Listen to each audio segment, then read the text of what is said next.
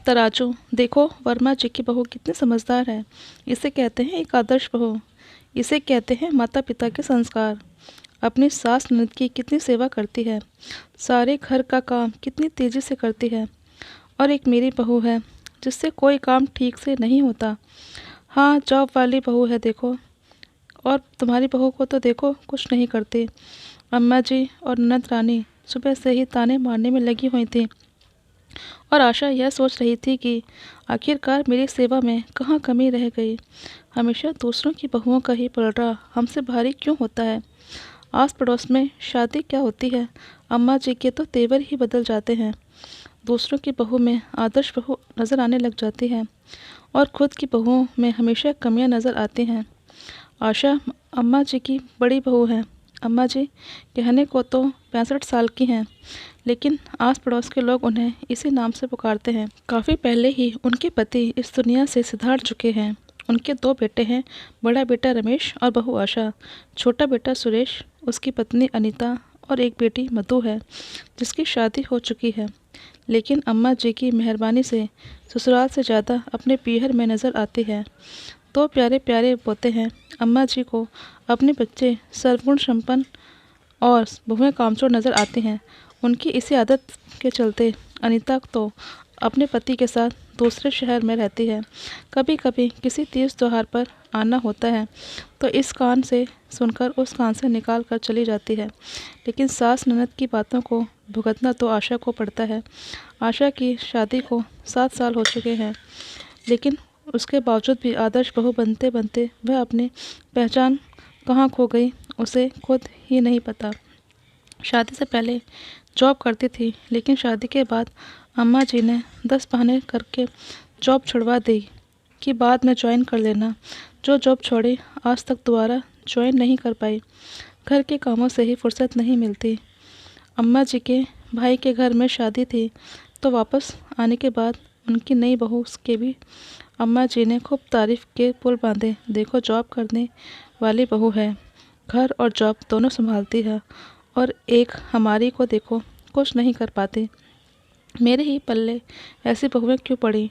ननद भी क्या कम थी, उसने भी आग में घी डालने का काम किया। अरे माँ, तू तो रहने दे। जब बैठे बैठे सब कुछ खाने को मिल रहा है तो कोई क्यों काम करे। एक बार तो मन में आया कि जवाब दे दूं कि आप भी पीहर में क्यों पड़े हो, अपने ससुराल में जाकर काम क्यों नहीं करते, तो पता चले कि कौन कामचोर है। पता नहीं 2 दिन के अंदर नई बहू ऐसा क्या काम कर देती है जो उनकी सेवा चाकरी दिख जाती है। पर फिर ये सोचकर चुप रह गई कि चिकने खड़े पर असर ही कितना होता है। पर हैरानी के बात ये थी कि रमेश भी वहीं बैठा था, लेकिन कुछ बोला नहीं रहा। लेकिन जब अम्मा जी और ननद जी का बड़बड़ाना यूं ही चालू रहा तो आशा ने सारे काम काज जहाँ के तहाँ छोड़े और आकर अपने कमरे में लेट गई। यह देखकर अम्मा जी और ननद रानी दोनों एक बार तो चुप हुए। उसके बाद रमेश को कहा, जाकर देख महारानी को क्या हुआ। आशा को अंदर सब कुछ सुनाई दे रहा था।